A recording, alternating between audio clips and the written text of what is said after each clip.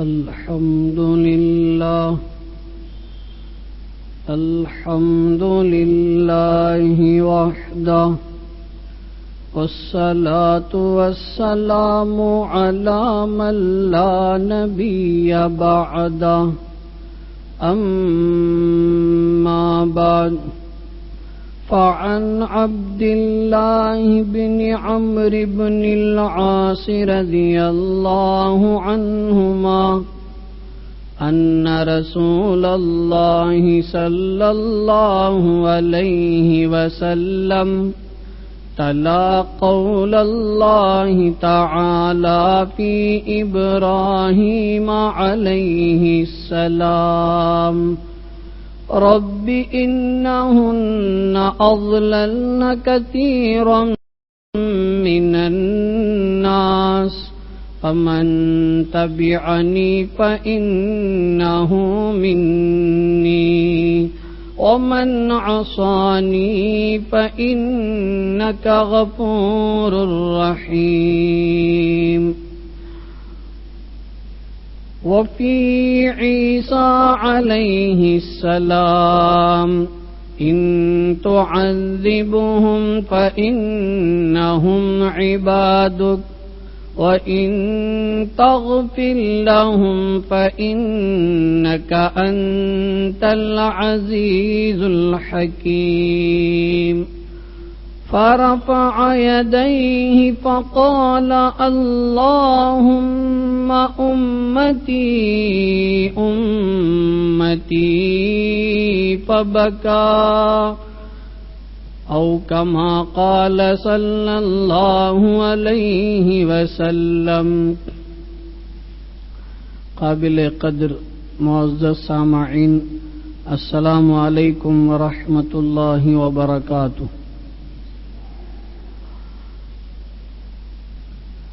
ابھی ہم عید کی تیسرے دن پر ہیں.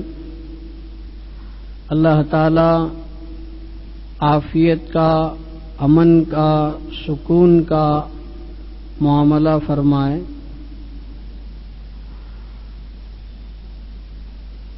ابھی میں نے آپ کی خدمت میں صحیح مسلم شریف کی ایک لمبی روایت کا کچھ حصہ پڑھ کر سنایا ہے. اس حدیث کے راوی حضرت عبداللہ ابن عمرو ابن عاص رضی اللہ عنہما.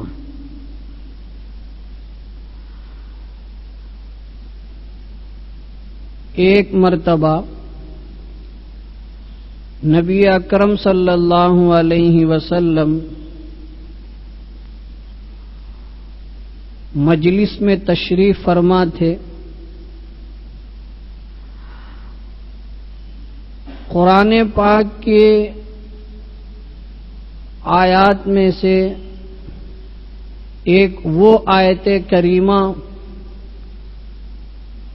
جو حضرت ابراہیم علیہ السلام کے بارے میں اللہ نے خود بیان فرمایا ہے، پیغمبر نے اس آیت کو پڑھا. مجلس میں کچھ صحابہ بھی بیٹھے ہوئے ہیں. حضور پر نور علیہ السلام حضرت ابراہیم علیہ السلام کے بارے میں جو تفصیل ہے اس کی ایک آیت کریمہ کو تلاوت کر خطبے کے اندر پہلی وہی آیت پڑھی گئی. حضرت ابراہیم علیہ السلام نے رب ذوالجلال سے فرمانے لگے، ربی، اے میرے پروردگار، انہن اضللنا کثیرا من الناس، اے میرے رب، یہ جو معبودان باطلہ، ان کے غلط معبود، انہوں نے بہت ساروں کو گمراہ کر دیا ہے، راہ راست سے ہٹا دیا ہے، ایک اللہ کی عبادت سے ان کو ہٹا دیا ہے. ربی انہن اضللن کثیرا من الناس، بہت سارے لوگوں کو میں نے اپنی قوم میں چل کر پھر کر دعوت دی، ایک اللہ کی طرف ان کو پکارا۔ حضرت ابراہیم علیہ الصلاۃ والسلام ایسے جلیل القدر پیغمبر ہیں، یہ جو عید الاضحیٰ جس سے ہم گزر رہے ہیں، یوں سمجھیے کہ پورا صحرا حضرت ابراہیم علیہ السلام کے سر پر ہے۔ یہ عید کی جو قربانی کی جو عید ہے، اس کی پوری حقیقت، بیک گراؤنڈ، پس منظر حضرت سیدنا ابراہیم علیہ السلام ہے۔ اللہ تعالیٰ نے ان کو جن آزمائشوں سے گزارا ہے، قرآن مجید خود الگ الگ جگہوں میں اس کو بیان کیا ہے۔ اللہ نے فرمایا وَإِذِ ابْتَلَىٰ إِبْرَاهِيمَ رَبُّهُ بِكَلِمَاتٍ فَأَتَمَّهُنَّ، پہلے پارے کے اندر پون پارے کے بعد جو رکوع شروع ہوتا ہے، اس میں اللہ نے فرمایا کہ جب ابراہیم کو اس کے پروردگار نے آزمایا، امتحان لیا، بکلمات، چند باتوں میں، چند احکامات میں، فاتمہن، اللہ کے فضل و کرم سے حضرت ابراہیم علیہ السلام اس امتحان میں کامیاب ہو گئے۔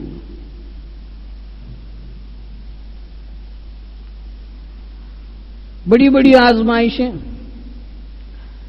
ایک آزمائش جی ہم بارہا سنتے ہیں حضرت ابراہیم علیہ السلام کے بارے میں کہ قوم کے لوگوں نے کس طریقے سے ایندھن اکٹھا کیا،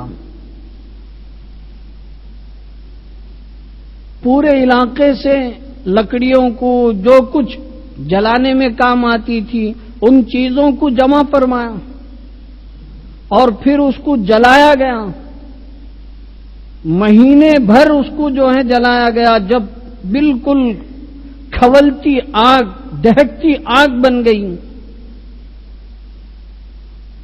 تو اب ظاہر سی بات ہے کہ آگ لوگ سمجھتے ہیں کہ آدمی اس میں گرتا ہے تو جل کر راکھ ہو جاتا ہے،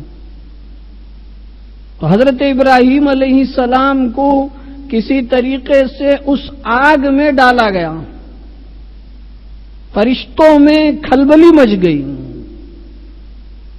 حضرت جبریل علیہ السلام تشریف لائے کہ ہم آپ کی مدد، لمبا واقعہ ہے، سب جانتے ہیں، کم و بیش بولنے کا الگ الگ انداز ہوتا ہے، لیکن میرے دوستوں، بزرگوں، عزیزوں، کہنا کتنا آسان ہے کہ حضرت ابراہیم کو آگ میں ڈالا گیا، اور سننا تو اس سے بھی زیادہ آسان، کہنے کے لیے تو منہ استعمال کرنا پڑتا ہے، زبان میں حرکت دینا پڑتا ہے، لیکن سننے کے لیے تو اور بھی آسان۔ لیکن ہم اندازہ لگائیں کہ آگ میں ڈالا جا رہا ہے جی، تو کس درجہ سخت امتحان ہے، وہ اپنا بچاؤ نہیں کر رہے ہیں، نہ ان کے دل میں کھٹک ہے، نہ کوئی جنبش ہے، نہ کوئی فکر ہے کہ میں جل جاؤں گا، میں مر جاؤں گا، مجھے نقصان ہوگا، بالکل مطمئن ہیں، ان کا قلب اطمینان کو لیے ہوئے ہیں۔ اللہ نے فرمایا یا نار کونی بردن و سلامن، فرمایا کہ آگ ٹھنڈا ہو جاؤ، ان کے لیے سلامتی کا سامان بن جاؤ۔ معمولی آزمائش نہیں ہے، ایک نبی کو، جلیل القدر پیغمبر کو، جد امجد کو اس طرح کی آزمائش میں گزارا جا رہا ہے۔ ایسے آزمائش سے بھی کامیاب ہو کر نکلے ہیں۔ تو دین کی محنت کے راستے میں، ایک اللہ کی طرف لوگوں کو بلانے کے میدان میں حضرت ابراہیم علیہ السلام نے رب ذوالجلال سے کہنے لگے ربی، اے میرے پروردگار، انہن اضللن کثیرا من الناس، ان غلط معبودوں نے جن کو لوگوں نے گھڑ لیا ہے اپنے ہاتھوں سے، بہت سارے لوگوں کو گمراہ کر رکھا ہے۔ فمن تبعنی، اب ان لوگوں میں جنہوں نے میری بات سن لی، مان لی، ایک اللہ کی طرف آ گئے، فإنہ منی، وہ میرے میں سے ہیں، مجھ میں سے ہیں، یعنی میری بات سننے والے، میری بات ماننے والے فرما بردار ہیں۔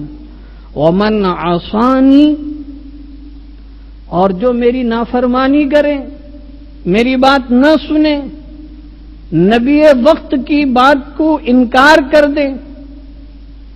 اب حضرت ابراہیم یہ نہیں کہہ رہے ہیں کہ آپ ان کو سزا دے دیجئے، آپ ان کو ہلاک کر دیجئے، یہ نہیں کہہ رہے ہیں، کہہ رہے ہیں فمن تبعنی فإنہ منی ومن عصانی فإنک غفور الرحیم۔ اے اللہ، اگر لوگ میری بات نہیں مان رہے ہیں تو آپ بخشنے والے ہیں، آپ رحم کرنے والے ہیں، آپ میری قوم کو گویا کہ بخش دیجئے، رحم کر دیجئے، انہیں ہدایت دے دیجئے۔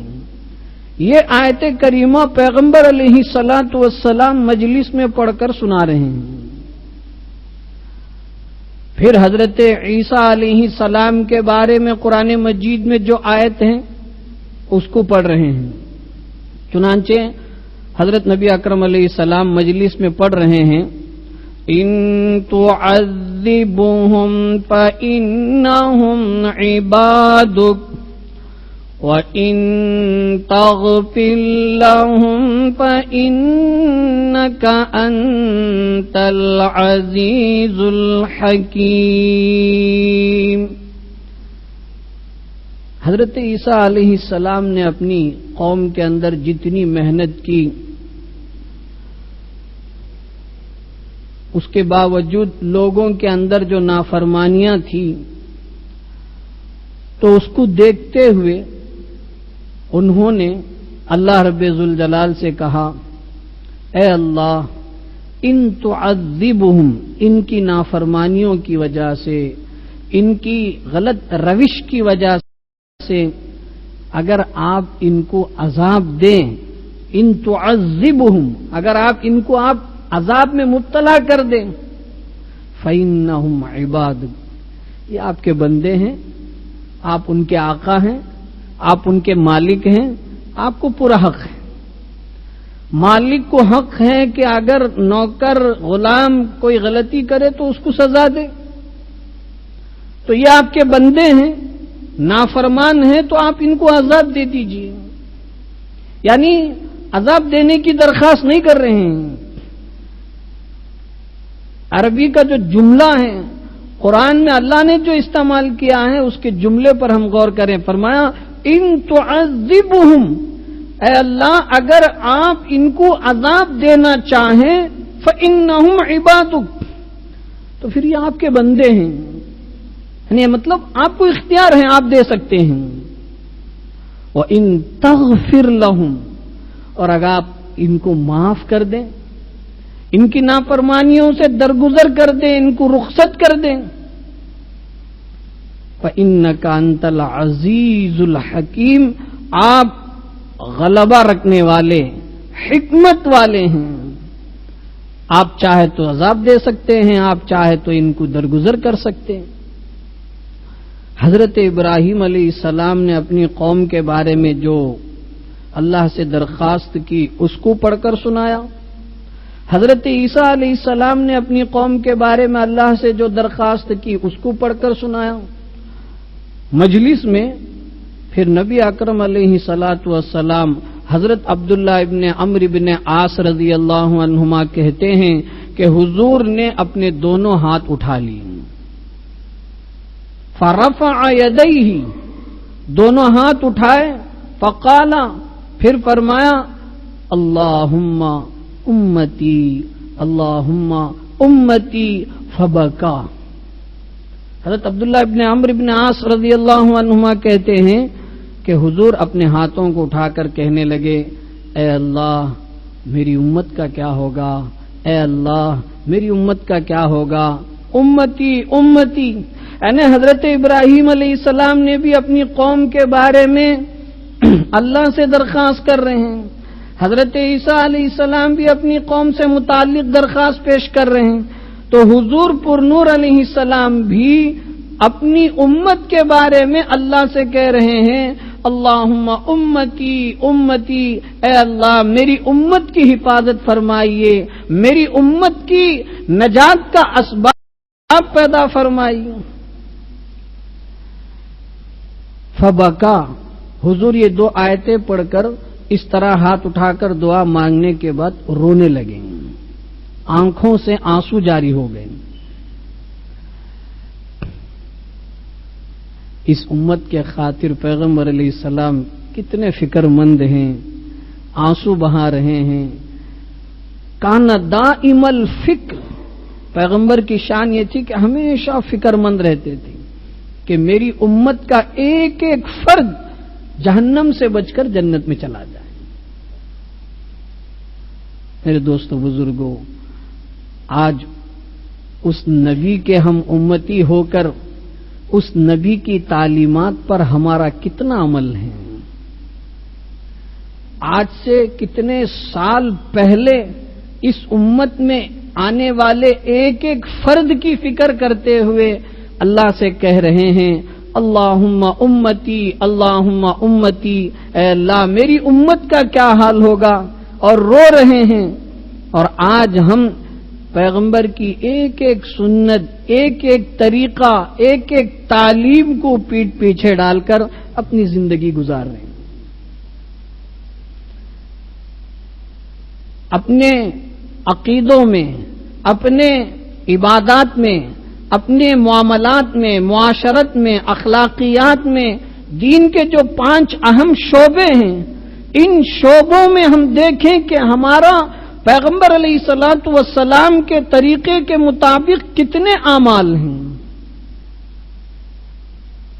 ہم سمجھتے ہیں کہ صرف نماز میں سنت معلوم کر لیں، حج کے اعمال میں سنت معلوم کر لیں، روزے میں سنت، یعنی صرف عبادات کے اندر سنت طریقہ، اور عبادت سے ہٹ کر چاہے وہ معاشرت ہو، چاہے وہ اخلاقیات کے شعبے ہوں، چاہے وہ معاملات ہوں، ہم سمجھتے ہیں کہ اس میں کوئی سنت طریقہ ہے نہیں.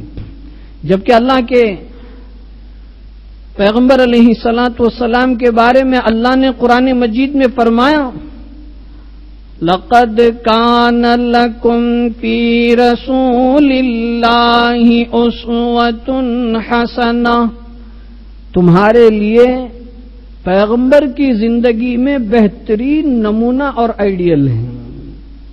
اگر کسی کو ہم نمونہ بنانا چاہتے ہیں، اب نمونہ جو ہے پیغمبر کو کہا جا رہا ہے کہ پیغمبر کی زندگی تمہارے لیے نمونہ ہے، تو ایسا تو نہیں ہو سکتا کہ صرف ایک شعبے میں پیغمبر ہمارے لیے نمونہ ہے، باقی شعبوں میں پیغمبر ہمارے لیے نمونہ نہیں. ایسا نمونہ تو کامل نمونہ نہیں ہو سکتا ہے. پیغمبر ہمارے لیے کامل، مکمل، اکمل نمونہ ہے. اس سے بڑھ کر نمونہ نہ دنیا میں کوئی ہے نہ ہو سکتا ہے. بہرحال اللہ کے نبی علیہ الصلوۃ والسلام کے آنکھوں سے آنسو جاری تھے. حضرت جبریل علیہ السلام کو اللہ نے یا جبریل اذهب الى محمد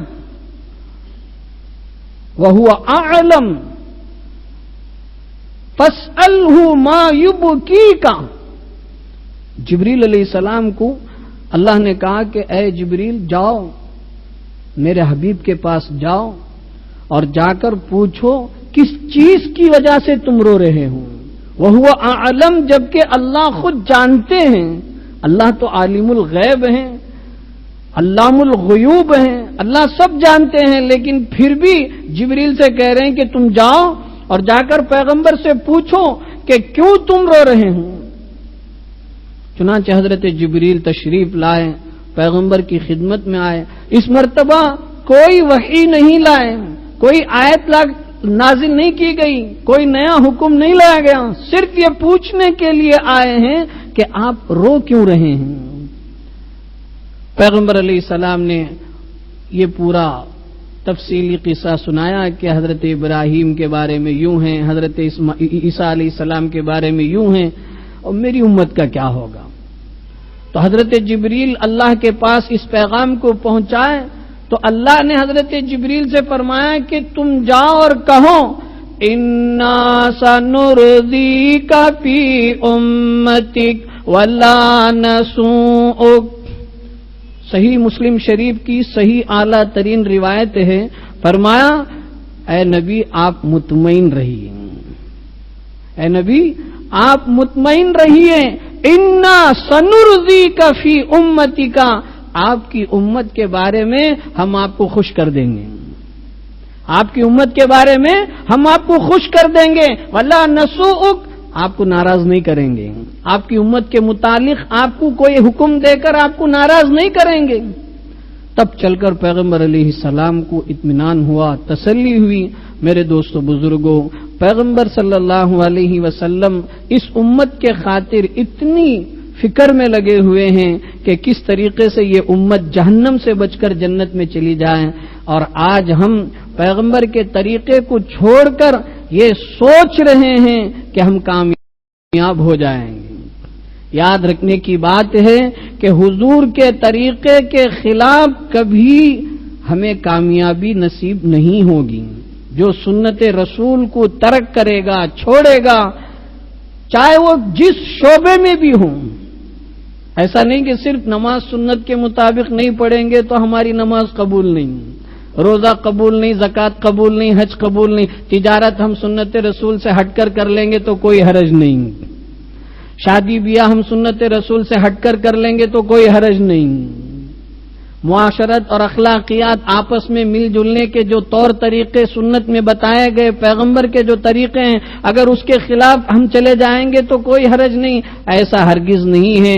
زندگی کے جس شعبے میں بھی ہم چل رہے ہیں، جس شعبے میں بھی ہمارا معاملہ پڑتا ہے، اس میں پیغمبر کے طریقے کو اپنانے سے ہی کامیابی ہے، اور جس نے پیغمبر کے طریقے کو چھوڑ دیا، یاد رکھیں کبھی کامیابی ہمیں نصیب نہیں ہوگی۔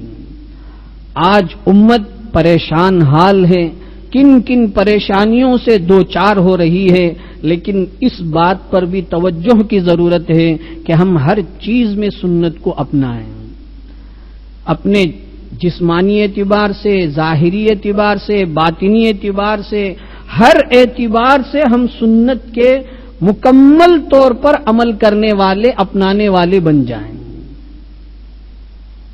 ایک ہے حدیث، ایک ہے سنت۔ تمام حدیثوں پر عمل کرنے کا نہ کوئی مکلف ہے، نہ کوئی عمل کر سکتا ہے۔ ایک ہے سنت، طریقہ مستحکم، لازمی طریقہ، اور سنت ہی کو اپنانے کا حکم دیا گیا ہے۔ قرآن و حدیث کی روشنی میں یہی بات ہے، علیکم بسنتی و سنت الخلفاء الراشدین المہدیین، فرمایا کہ میری سنت کو اپناؤ۔ حدیث کو اپنانے کی بات نہیں کہی گئی، بلکہ سنت، اور سنت پیغمبر علیہ الصلوۃ والسلام کی زندگی کے ہر طریقے کو کہتے ہیں، ہر فعل کو، ہر نقل و حرکت کو پیغمبر کی سنت کہتے ہیں۔ حضور کا لباس، حضور کا اٹھنا بیٹھنا، حضور کا چلنا، حضور کا معاملات میں اپنے آپ کو پیش کرنا، جس لائن سے بھی پیغمبر نے تعلیم دی ہے وہ سب سنت رسول ہیں۔ اس لیے اس مجلس سے ہم یہ عہد کر کے اٹھیں کہ اب تک کی جو زندگی غفلت میں گزر گئی، آئندہ کی زندگی قدم پھونک پھونک کر رکھیں گے، ایک ایک سنت پر ہم عمل پیرا ہوں گے۔ اللہ پاک مجھے آپ کو سب کو کہنے سننے سے زیادہ عمل کی توفیق عطا فرمائیں۔ آمین۔ وآخر دعوانا الحمدللہ رب العالمین۔